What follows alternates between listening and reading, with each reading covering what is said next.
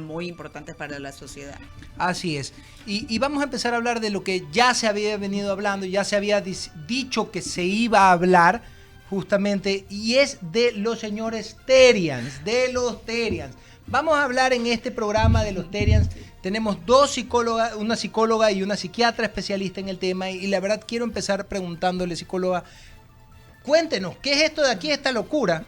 ¿Ya? Y tiene la persona la capacidad de decir que sí es lo que no es. Yo Correcto, pregunto. es correcto, sabe que ese análisis es correcto. En realidad los Terians, bueno, es un término que adoptado, en realidad es adoptado como moda, ¿ya? Y hasta un poco como tendencia, y es como, podríamos decir, la identificación del ser en un animal y dejar de ser humano, imagínense. O sea, es más o menos así. Entonces, ellos están adoptando estas modas, pero los jóvenes, que son los más vulnerables aquí en nuestro país, porque en Argentina y en España ha habido una revuelta tremenda con esto, ¿no? Pero sí se ve a nivel de identidad de los jóvenes una afectación y una fragmentación al creerse animal, ¿no? Que eso es lo que a mí me llama mucho la atención, porque también hay otras cosas que se hablan del hoggy dogging, pero ahora el tema de dejar mi identidad, eso sí está tremendo. Pregunto, y voy a abrir el debate porque para que todos podamos estar. Leonidas, ¿cómo está? Qué gusto saludarlo. Rápidamente, psicóloga, yo quisiera saber, ¿la persona tiene la autocapacidad de poderse definir como le dé la gana? ¿Sabes que sí? Te voy a explicar por qué. Pero siempre siendo persona o en el límite, No, ¿hasta siempre, qué punto? mira, lo que pasa es que cuando hablamos de jóvenes, de niños, de transiciones, ¿verdad? De transiciones de ciclos de vida, hay una etapa en los adolescentes en la que están en la plena, diríamos, madurez de la identidad. Pero ellos son conscientes de sus actos. Entonces, al ser conscientes de los actos, ellos saben lo que es bueno y lo que es malo. ¿Ya? Empezando por ahí. A no ser que tengas tú algo que también, ojo, en el tema de los Terian debemos enfatizar, porque también puede haber algún tipo de problema o algo psicosocial, como le digo, o algún trastorno de por medio que justifique esa posición en la que está. Pero de ahí, el joven acá, que está dentro de un desarrollo neurotípico normal, ellos sí saben lo que son muy autoconscientes de eso, ¿no? Más bien lo que hacen es dejarse influenciar por personas o por medios digitales, que eso también es lo que se ve muchísimo por redes sociales, y lo quieren llevar a una moda. Ya, a una moda. Lo único que tal vez yo comentaba es que en nuestro país es mucho más difícil tratar de instaurarse completamente esa moda porque somos muy conservadores.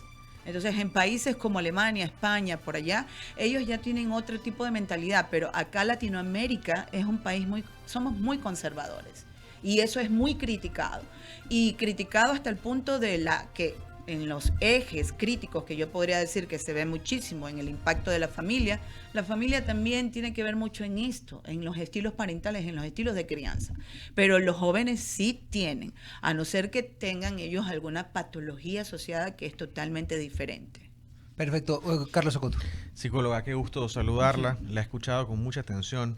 Y ahí así hay que hacer una diferencia importante, ¿no? No se trata de un disfraz, Exacto. no se trata de un comportamiento casual. Se trata de personas que sienten una conexión profunda e interna, ya sea espiritual o psicológica, así lo han definido, con un animal específico, identificándose con él como parte central de su identidad, no como un disfraz, no como una afición. Bueno, puede ser que como seres humanos nos identifiquemos como, no sé, tengo la fuerza de un lobo, tengo la agilidad de un águila, pero de asumir eso, a vestirme de eso, a comportarme como eso y a pedirle a los demás que me identifiquen de esa manera, hay un salto. Ese salto se ha dado en este momento y eso es lo que preocupa ahora a los padres de familia. Es que ahí está el sesgo, ¿no? Es como una brecha. Hay una brecha ahí, ¿verdad? Porque sí pasa muchísimo. Por ejemplo, yo te lo hablo de manera personal. Yo me identifico mucho con el lobo. ¿Ya? ¿Pero por qué? Porque igual el lobo trabaja como un liderazgo en manadas. Entonces, en los jóvenes sí hay una parte en la que se pueden identificar con el animal. Incluso los adultos también. Nosotros también nos identificamos. Yo soy muy ágil como el águila, qué sé yo, o corro muy rápido como, bueno, en fin, cualquier tipo de animal. Pero la familia, ya viene aquí la parte del entorno familiar, es donde vemos la estructura la estructura de cómo está formada esa familia y qué es lo que sucede, porque yo considero, y lo he visto y lo he palpado a nivel sociológico, que hay un tipo de abandono también dentro del entorno familiar. Entonces los chicos están muy expuestos ¿a qué? A la que son las redes, a la parte digital, lo que antes no había, lo que antes era tratado de otra forma. Por ejemplo, tú venías y decías un comentario de ese tipo y automáticamente eras castigado. Entonces, ahora están libremente eligiendo ellos lo que deseen, Claro. sin un padre de la familia. Y encuentran en las redes sociales validación, El apoyo, validación. y se preguntan, bueno, ¿por qué no? Eduardo decía algo importante, ¿no? Nosotros aquí habíamos advertido el día martes que íbamos a tocar este tema y lo responsable es tocarlo con especialistas como la psicóloga María Lorena Espinosa. También nos acompaña la psiquiatra, la doctora Julieta Sagñay, quien está conectada a través de medios digitales. Ahí la vemos, doctora. Gracias por atendernos. Ha dicho la psicóloga María Lorena Espinosa, es un poco de moda, es un tema en el que los adolescentes buscan identificación, también validación, pertenencia, cosas que no son nuevas. Es decir, antes los emos generaban una especie de tribu urbana. La gente, los jóvenes, querían pertenecer, querían vestirse de determinada forma, querían escuchar cierto tipo de música. El tema es que, y eso nuevamente genera preocupaciones, que se ha roto un límite más, porque hemos, les guste a usted o no, eran al final del día seres humanos. Acá lo que están pidiendo es que se los identifique como animales. ¿Cuál es su evaluación, doctora Julieta Sagñay, del fenómeno Terian? Buenas tardes, gracias por la invitación. Primero, que este fenómeno en sí no es un trastorno mental. Sin embargo, puede estar coexistiendo con otros trastornos mentales, y eso le llamamos nosotros terantropía clínica. Terian viene del griego animales, bestia, y antropos, de ser humano. Sin embargo, las personas que están en esta especie de subcultura, que se identifican con esta subcultura, están conscientes que biológicamente no son un animal. Están conscientes, solo que están conectados a eso.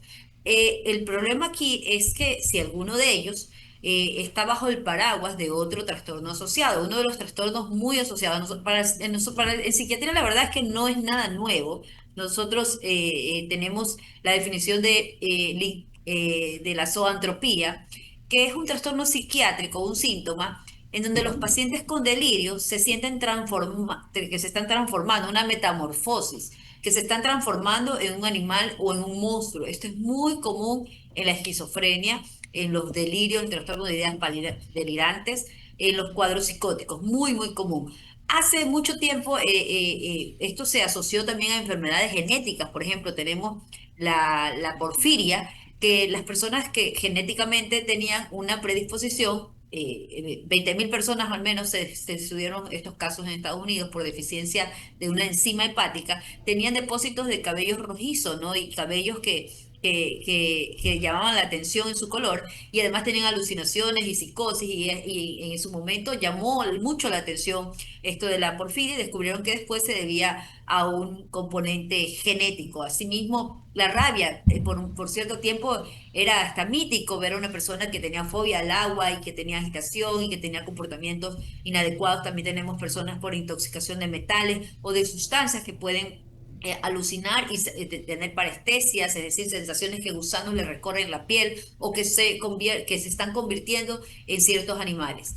Ha habido casos, aunque muy pocos, de pacientes con trastorno del espectro autista muy grave, con deterioro muy grave, en que ellos, por ejemplo, imitan los sonidos de animales. Y tengo pacientes niños cuyo entorno ha sido de animalitos, y te maullan como animales. Entonces, cada caso, o sea, lo que preocupa aquí es que estos chicos que quieran tener ese sentido de pertenencia a esta subcultura, es que en realidad estén disfrazando un trastorno mental o un trastorno de personalidad que está coexistiendo, y que no sea evaluado correctamente, que no sea diagnosticado, Sí. incluso revisar la parte orgánica, ¿no? Mire qué interesante, ¿no?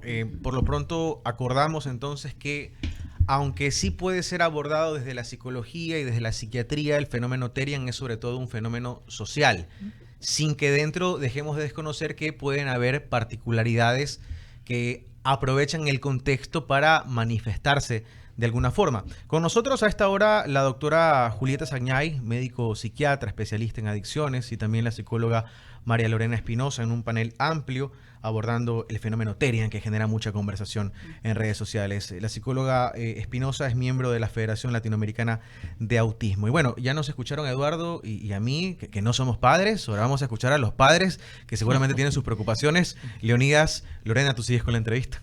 Claro que sí, justamente bajo el concepto que se está dialogando, ¿no? El tema de que podrían ser trastornos psicológicos o psiquiátricos, y también es un fenómeno social actualmente.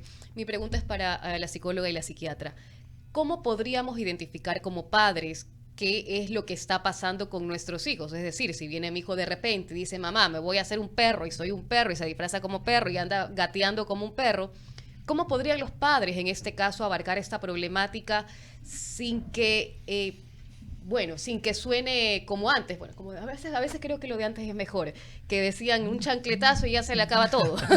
Ya, Así pero es. ahora el tema que de Le los echan agua. derechos y que no sé qué. Entonces, ¿cómo podríamos abarcar esta problemática con los chicos y en rangos de qué edades? Es decir, ¿a qué edades aproximadamente se comienza a ver este fenómeno en los chicos? Ya son jóvenes, son adolescentes, son adultos.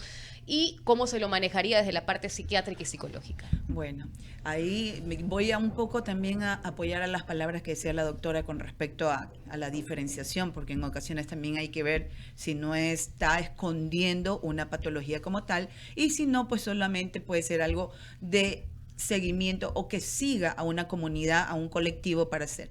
¿Cómo identificarlo? Indudablemente ellos te lo van a hacer notar, primero por las redes.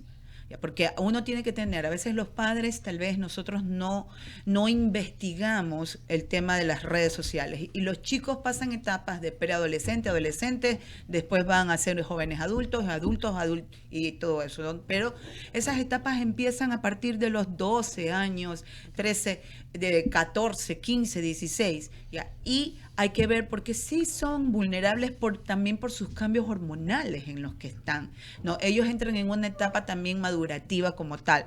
Y sí, tiene ahí mucha, digamos, contacto con las redes. Los padres deben estar conscientes de qué es lo que ven los hijos. Entonces, uno sí puede decir, a ver, ¿qué ves en el celular? ¿Ya? Porque eso es lo contaminante ahora.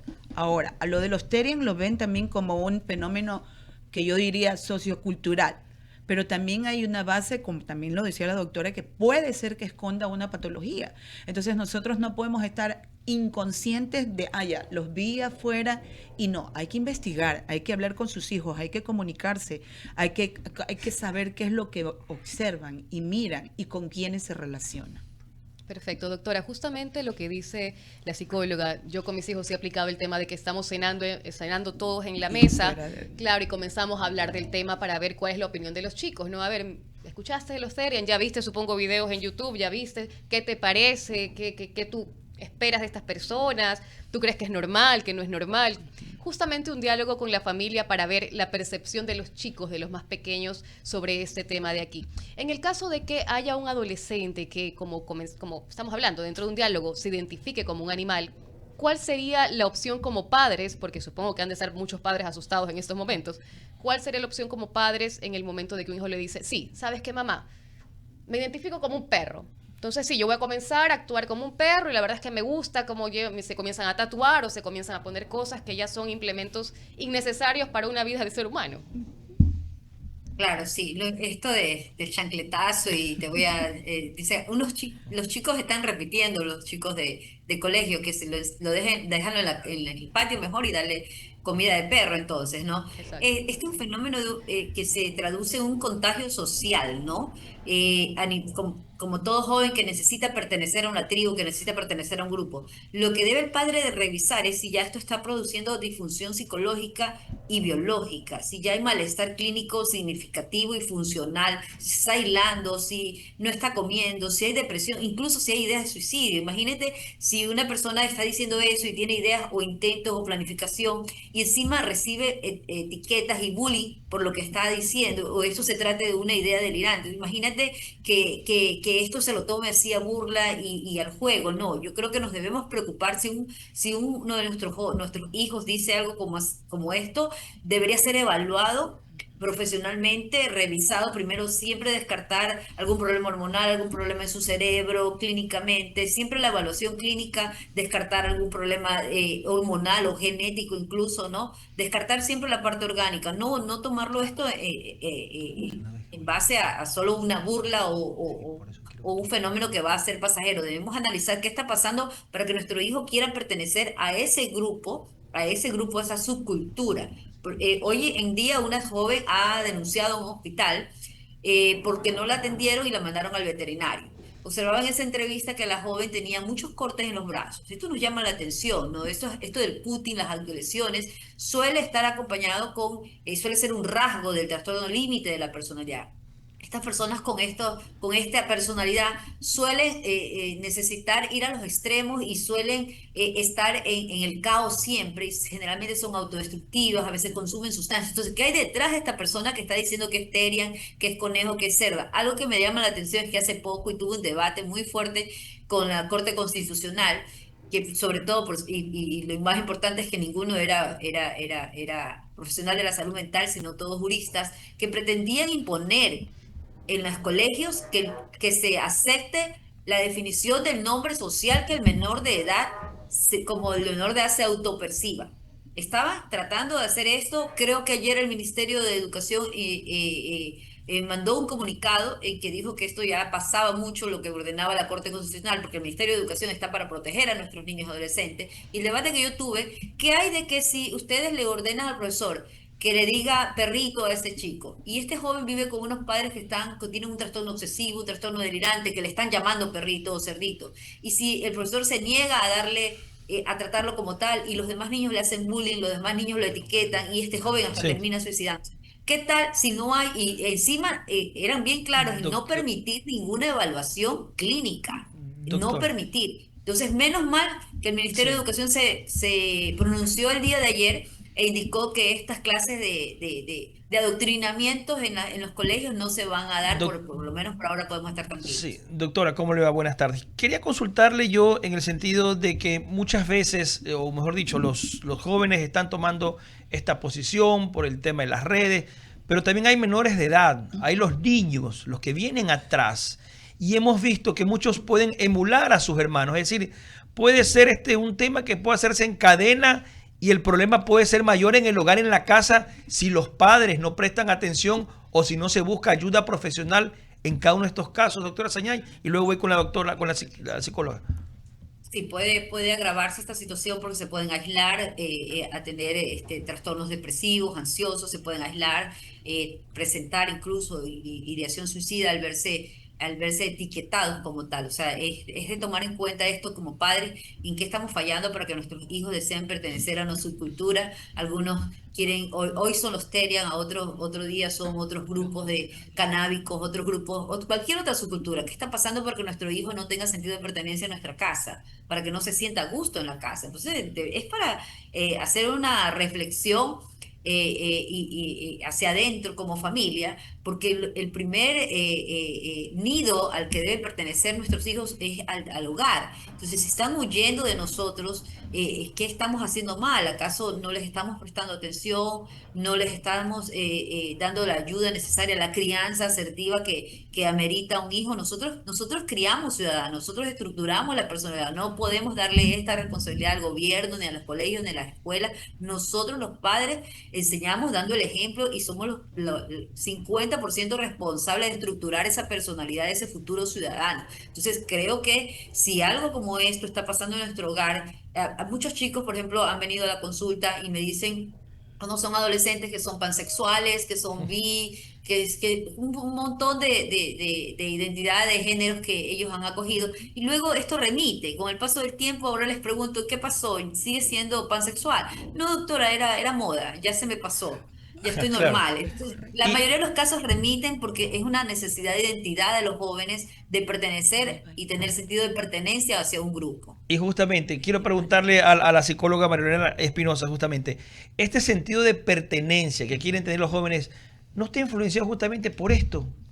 por la tecnología, Por por las redes sociales, y terminamos siendo esclavos de algo que tenía que ser una herramienta para bien, pero nos está haciendo mal como sociedad. Por supuesto que sí, incluso en esta nueva generación ya es algo que la contaminación viene de ahí, de las redes sociales, viene desde un simple celular que le deja a tu hijo de 6 años. Ya, porque ahora se ve eso muchísimo ahí también, ¿no? Y con el tema, por ejemplo, de la familia, concuerdo total con la doctora, o sea, toda la familia ya no tiene esa parte en la que se sienten, como decía acá, a conversar. Entonces la comunicación ya se ha perdido dentro del entorno familiar y lógicamente eso va a tener problemas en qué, en la crianza o en ese ciclo, como digo, ese ciclo de vida del menor a ser adolescente. Entonces, sí hay fragmentación y las redes sociales son la influencia. Y eso sí, yo siempre lo he dicho en todos lados también. Por favor, ¿cómo pueden darle un celular a un niño de 6 años? ¿Cómo pueden darle eso? Hay que entrar mucho control. Eduardo Mendoza, continúa. Perfecto. Rápidamente, con la doctora Sagniay, no sé si es que tenga un tiempito más porque vamos a hacer una ronda más, no sé si tenga tiempo. Si no, yo le hago la última pregunta para despedirla, le pregunto. ¿Si tiene chance? Sí. ¿Sí se puede? Hágame la pregunta. Ya, perfecto, doctora. Solamente, mire, yo quisiera saber, porque la verdad es que nos llama mucho la atención a todos, el tema de que el nacimiento de esto que ya viene algún tiempo atrás hablándose de este tipo de situaciones en las que las personas se creen animales, porque eso es algo real, ya ha venido sucediendo. Uno de los grandes problemas y una de las problemáticas, justamente veía un entendido en el tema, un entendido en todo lo que son estos trastornos como tal, es esta academización, porque esa es la realidad, ¿ya? Academización del fenómeno, como sucedió con algunos otros fenómenos que no eran normales en algún momento, que nunca fueron normales, como el hecho de que un hombre se pueda cambiar a ser mujer, porque esa es la realidad, ¿ya? Esta fenomenización que se llama, pues, por ejemplo, se le llama pues la famosa ventana de Overton, ¿ok? Y se lo academiza primero, empieza a academizárselo y entra en las universidades. ¿Cuál es el rol de la universidad en este tipo de situaciones? ¿Cuál debe de ser el rol de la universidad? ¿Debe de bañárselo directamente? Porque justamente ayer hablaba con una persona que está dentro de una universidad, trabaja dentro de una universidad, y me decían, no, ya tenemos que poner reglamentos para Terians. Entonces, el momento que comienza a hablarse de esto y se comienza a abrir la famosa ventana de Overton y empieza con la academización, estamos al borde de que llegar a algún momento a discutir leyes en pro de los Terians, estamos en algún momento de establecer, o sea, ¿a qué punto? ¿En qué punto estamos? ¿Hasta dónde tiene que limitarse esto? Que ya a nivel psiquiátrico, no vayamos a la parte política, sino psiquiátrico, o sea, y definirlo, porque es importante que se defina esto aquí como la situación perversa y terrible que es. Sí, bueno, muchos tienen una visión un poco drástica respecto a esta subcultura de Terian. Yo más bien tengo una visión humanística y médica, ¿no? El hecho de que alguien se identifique como tal, a mí, yo como médico, lo primero que haría es investigar qué le lleva a esta persona o qué síntomas coexisten con esta idea que él tiene. Y aquí lo llama la atención la necesidad de normalizar este adoctrinamiento ideológico en la mayoría de los países, porque el contagio está volviéndose cada vez más y más extenso, ¿no? Entonces llama mucho la atención el cómo tenemos que normalizar y el cómo no se toman medidas, pero en base a la evidencia científica, en base a estudios. Hay muy pocos. Encontré 77 estudios que están relacionados, muchos de estos fenómenos relacionados a trastornos de la personalidad, a trastornos del espectro autista, a trastornos psiquiátricos como... Pero llamarlo como trastorno y no academizarlo, porque es muy importante eso. El momento Pero que se lo academice y se empieza... Es una subcultura que puede estar puede ser un paraguas de otros trastornos, sí, pero ser Terian no está en el manual de diagnóstico de enfermedades. ¿Cree usted que estamos al borde? ¿Cree usted que estamos al borde de eso de ahí, doctora? De que quizás en algún momento se discute una ley en donde los Terians ya sean asambleístas y y tengamos un presidente Terian. Porque estamos al borde ya de eso con determinadas subculturas que empezaron como subculturas, como es el tema del transexualismo. O sea, Claro. no sé. Yo diría que ahí más bien ya se convertiría que se intente esto ya en trastorno de ideas delirantes. Un trastorno de ideas delirantes es una idea encapsulada que no se puede discutir, que no se puede debatir, que no se puede destruir, que no, es inamovible, es irrefutable y solamente se la mueve a veces con medicación. He tenido pacientes con ese tipo de ideas encapsuladas en su cerebro que solo con medicación han cedido, han cedido. Entonces, estamos hablando de algo que puede convertirse en un fenómeno muy grave y lo que me llama la atención es cómo es el intento de normalizar esto entre nosotros. Hace poco llamaron a demandar a Zuckerberg, creo, porque acusándolo de que ha creado redes o plataformas que son adictivas, pero no es en sí, no es la sustancia, no es la droga, es es las personas que son vulnerables. En este momento tenemos que cuidar a nuestros niños y adolescentes que pueden ser vulnerables a este contagio social que está ya denominado Terian, pueden ser los más vulnerables y que pueden ellos caer fácilmente en identificarse, intentando solapar una disfunción subyacente a este fenómeno, es decir, una depresión, una ansiedad o tratar de llamar la atención a su familia. Entonces, eso es lo más preocupante para mí, es de que los niños y los adolescentes estén vulnerables a esto. Realmente, los adultos, bueno, puedes decir lo que quieras, las libertades existen, creo en las libertades de cada persona, sobre la ideología de género, bien en los adultos, si quieres ser trans,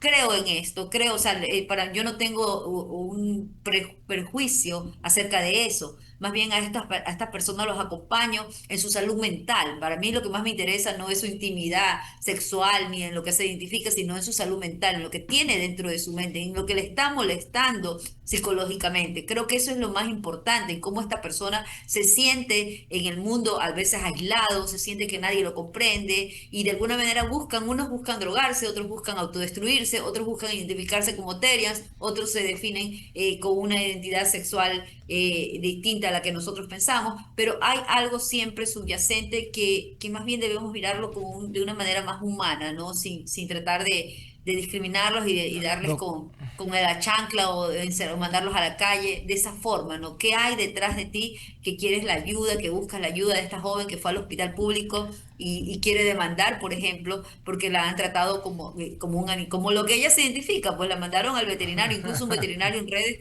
se prestó para decir que va a hacer esterilización No, en masa a perfecto. los terias. Entonces, no es para reírse, no creo que sea un fenómeno Imagínese, para es que reírse. imagínese, por eso le digo, el momento que se lo normaliza, el momento que se lo academiza, el momento que no se lo define como trastornos, corremos el riesgo de tener una sociedad rota. Doctora Julieta Sañay, muchas gracias. Carlos Acoto continúa con la entrevista. Sí, tenemos una ronda de preguntas más sobre este tema. Gracias nuevamente a la doctora Julieta Sañay, que por temas de agenda nos va a dejar. Pero tenemos todavía muchas preguntas. A este punto de la conversación hemos llegado en que, claro, podría ser una moda más, como otras tantas, y hay que tener la habilidad, y ya esto a los padres de familia, de identificar si hay una adhesión de su hijo a este movimiento por moda, o a través de esa moda se están ocultando otras patologías que pueden ser analizadas desde la psicología y desde la psiquiatría. Le pregunto, doctora, ¿qué pasa en un caso y en el otro? Es decir, si mi hijo me dice, la verdad es que me gusta reunirme con mis amigos, hacer esto, no me creo perro, me parece divertido nada más, ¿cuál debería ser mi postura como padre? Bueno, quería también aportar un poco a lo que decía Por Eduardo favor. con respecto a lo de academizar, porque es normalizar, o sea, la palabra correcta es normalizar en nuestro país que esto dentro de la academia ya exista. No, pues ahí ya en el momento que colocan una norma es porque entonces ya no tenemos digamos, un sistema adecuado. Pero de acuerdo a lo que acá me estás diciendo, ¿qué se debe hacer? De verdad que lo primero que decía, porque lo decía también la doctora, o sea, hay que diferenciar correctamente lo que está trasfondo. Eso. Porque yo sí pienso igual, nosotros no podemos ser críticos, tenemos que ser humanistas. ¿Por qué? Porque también no sabemos las historias que hay detrás de estas personas. Lo que sí debemos hacer como familia es trabajar articuladamente. Ya, si tú ves que eso está pasando en tu hijo, tú tienes que buscar una evaluación, o sea, tú tienes que buscar ayuda, no puedes dejar pasar por alto este tipo de situaciones. ¿Por qué? Porque puede llegar a mayores. Puedes puede llegar al cutting, como también nosotros hemos atendido dentro de nuestra práctica a muchos adolescentes que ocultan muchas cosas, incluso desde su género. ¿Ya? Y esto de los Terian o de los Hoggy Doggins, de los Hogging Horse, que están también así, tiene que tener una atención también del sistema, Bien. del sistema como tal. Ok, entonces escuchar como padres, Primero, evaluar, por supuesto. identificar si realmente Y es una después moda, aceptar la ayuda. que algo que va a pasar o si hay algo más, tomar las acciones del caso como consultar a profesionales, también controlar el uso de redes sociales y demás. Hemos llegado a un punto importante de la conversación. Quería decirte también Por otra favor, cosa. sí. Aceptar. ¿Sabes por qué? Porque si el padre, por más de que el grupo social te pueda indicar que puede ser tu propia familia, que tu hijo tiene algo, tú tienes que también llegar a una aceptación. Si no llegas a la aceptación, ¿Aceptar qué? tampoco.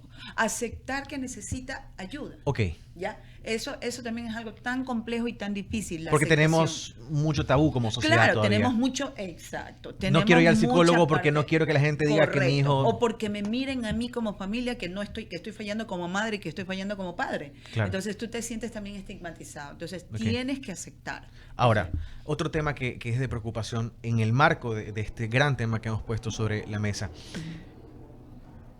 Psicóloga, en estos grupos de Terians no solamente hay adolescentes, Así es. hay adultos. Y ahí hay un tema muy complicado. Más fuerte. Y tremendamente más fuerte. Porque seguramente muchos adultos, y no me refiero a gente de 50 años, no, 30 años. Pero ¿qué hace alguien de 30 años jugando a ser perrito con Con los niños niños. de 15, de Correcto. 13, de 12? Esa ya es una alerta. Por supuesto, ahí sabes que la respuesta es clara. Tú tienes una persona que puede ser hasta un pedófilo. Así es. Tú tienes una persona que puede ser una persona que quiere hacer venta de órganos, trata de niños. O sea, uno no está viendo ahora al adulto, porque eso también es verdad. ¿Cuál es la intención del adulto? Todavía del niño yo puedo decir algo pasa y del adolescente en su cambio y en todo su sentido de pertenencia. Pero cuando ya vamos al adulto, ahí hablo de fragmentación completa. ¿Sabes por qué? Porque que fomente Ok. está también, ahí sí yo puedo decir, en este adulto que tiene un yo ya fuerte, como digo yo, está mal. ¿Ya? Y él tiene otras intenciones de fondo y eso se ve mucho en la actualidad. Los pedófilos que abusan de los niños, que venden los órganos, que hacen un montón cosas con los pequeños. Importante esa alerta. Y hay una doble, Es una alerta, es una una señal doble de alerta. fragmentación porque no Sí. solamente es un adulto reconociéndose como animal, sino que es un adulto reconociéndose como otro adolescente Por supuesto. que entiende que es normal compartir con ellos. Y ahí hay que tener una sola Claro. postura como padres, Lorena y Leonidas, que creo que es una postura inflexible Por supuesto. ante estos hechos. Más Lore. allá de eso, yo comparto el tema porque el tema de que un adulto se represente o se identifique con un animal, a ver, eso da una carta y un libro abierto para que estén aprovechándose de que, sí, yo soy también un perrito como tú que tienes 12 años y yo me llevo contigo y yo te entiendo y yo hago una relación contigo que tienes 12 años siendo adulto yo. Y de ahí viene todo el tema, como menciona, de la pedofilia. Entonces, por eso sí es importante que los padres estén muy alertas y a veces no solamente creyendo en la palabra del niño, porque lamentablemente los niños dicen, no, es que mi papá no me va a entender, mi papá no va a aceptar esto de aquí conmigo y obviamente lo comparto con mis amigos, pero no con la familia cercana. ¿Cómo usted podría tener un diálogo con los niños, en este caso niños y adolescentes, para poder tener esta apertura como padres de familia? Sabes que nosotros trabajamos desde nuestra práctica con cuentos. ¿Ok?